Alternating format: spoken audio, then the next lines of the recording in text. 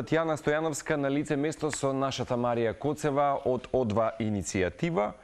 За жал, повторно Скопје се наоѓа на лошата листа, би рекол. Скопје помеѓу 20 најзагадени градови во светот. Повторно на оваа тема ја отвораме и оваа есенска, би рекол, сезона со оваа конкретна тема и проблем. Горлив проблем дефинитивно. Марија, добро утро што од целата екипа на Утринска.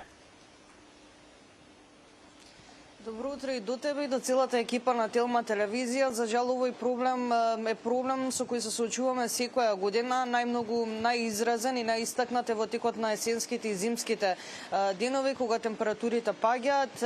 Токму затоа повторно го правиме ова вклучување од терен, односно ја правиме ова тема, да напоменеме нешто повеќе за кој е главниот загадувач на самиот воздух, но и за тоа колку ја сваќаме сериозноста на овој проблем. Имено платформите, најновите платформи за мерење на квалитетот на воздухот во текот на вчерашниот ден покажаа дека Скопје се наоѓа на 15-тото место, односно 15-тото место во светот поред во однос на загаденост на воздухот. Колку ја сваќаме сериозноста на овој проблем, во продолжение многу повеќе на оваа тема слушаме од мојата денешна гостинка Татјана Стојановска од О2 иницијатива. Да ја посакаме добро утро. Добро утро на вашите гледачи. Па денеска имаме убав ден и наредни 4, како што разбрав, барем ќе се намалат вредностите.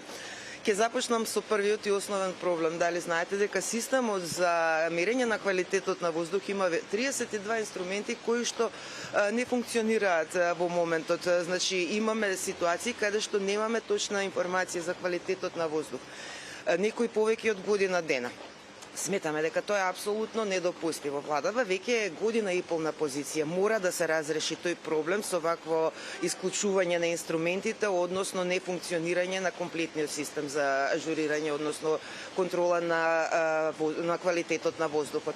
Во однос на проблемот со загадениот воздух, ние го актуализираме секогаш во оној акутен момент, кога е најактивен. Реално, посебно Скопје е секогаш загадено, тоа не е спорно, со тоа што тие вредности надминуваат во одредени денови, многу повеќе денови во зимскиот отколку во летниот период, но сепак секогаш ги надминуваат вредностите.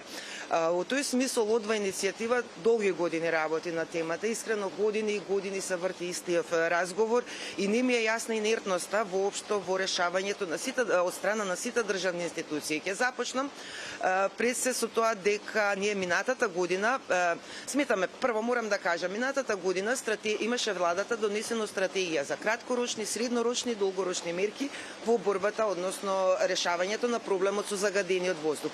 Се уште не гледаме ни една реализирана мерка. Мора да се работи на тоа, мора да се притисне на тие мерки.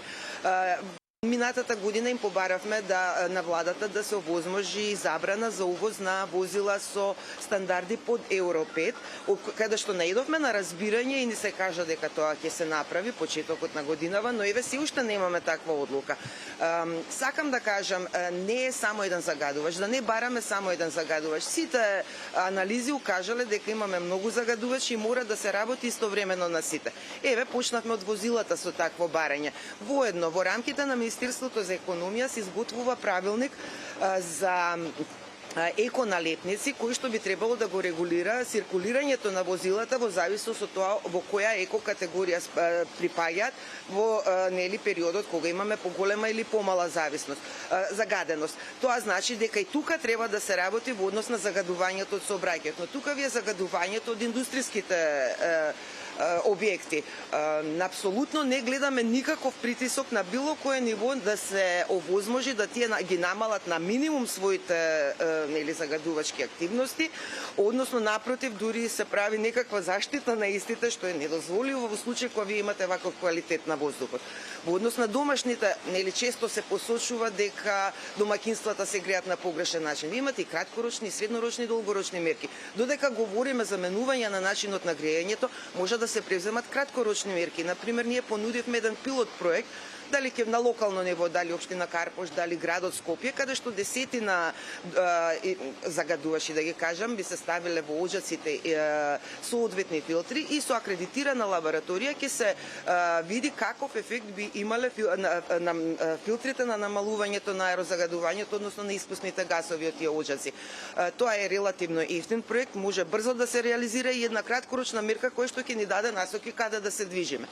Тоа беше во однос, да кажеме, на загадувачите поради согорувањето на горивото. Исто понудивме амандмани во рамките на собранието за измена на законите кои што ќе овозможат забрана за користење на одредени загадувачки горива на локално ниво, како и мерење на ПМ частиците на големите градилишта или кај каменоломите, за да имаме увид колку оттаму доаѓа загадувањето на воздухот.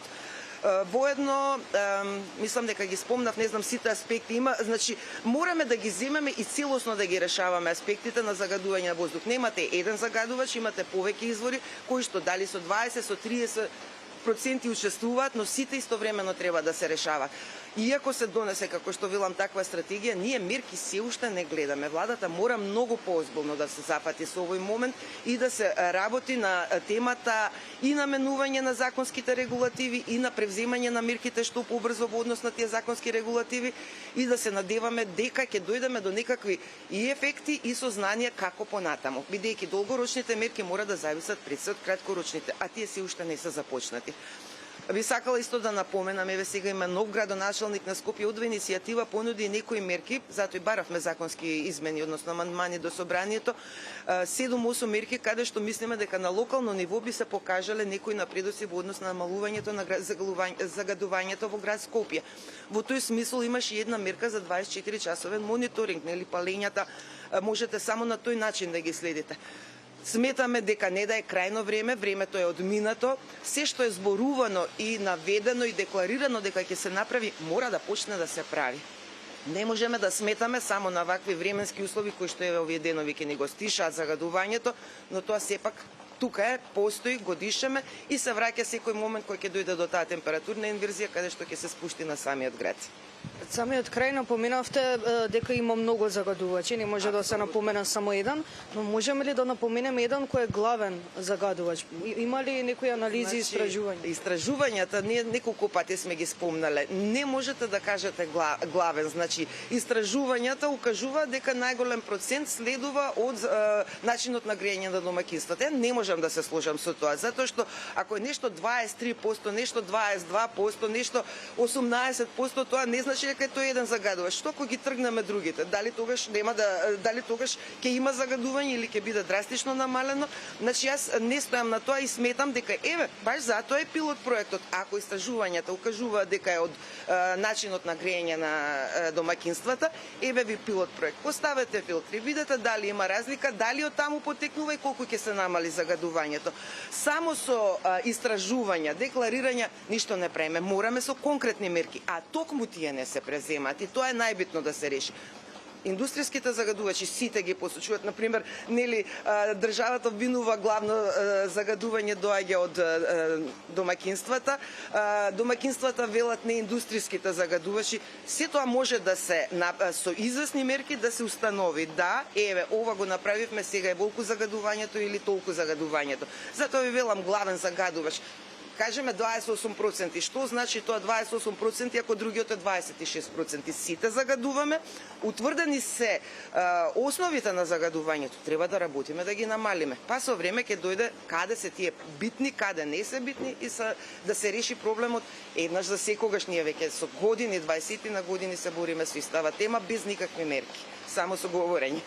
Ви благодарам што и оваа сезона повторно имаме можност да говориме на ваква тема заедно со вас. Не, јас не сум благодарна што мора да говориме. Благодарна што ете имаме можност. Апсолутно сметам дека мора да почнеме да решаваме. Само говориме, тоа е страшно. Затоа ги понудивме мерките. Почнете бе луѓе, почнете со мерките. Па ќе видиме што понатака. Ако говориме треба мерки, а ништо не решаваме, што со тоа?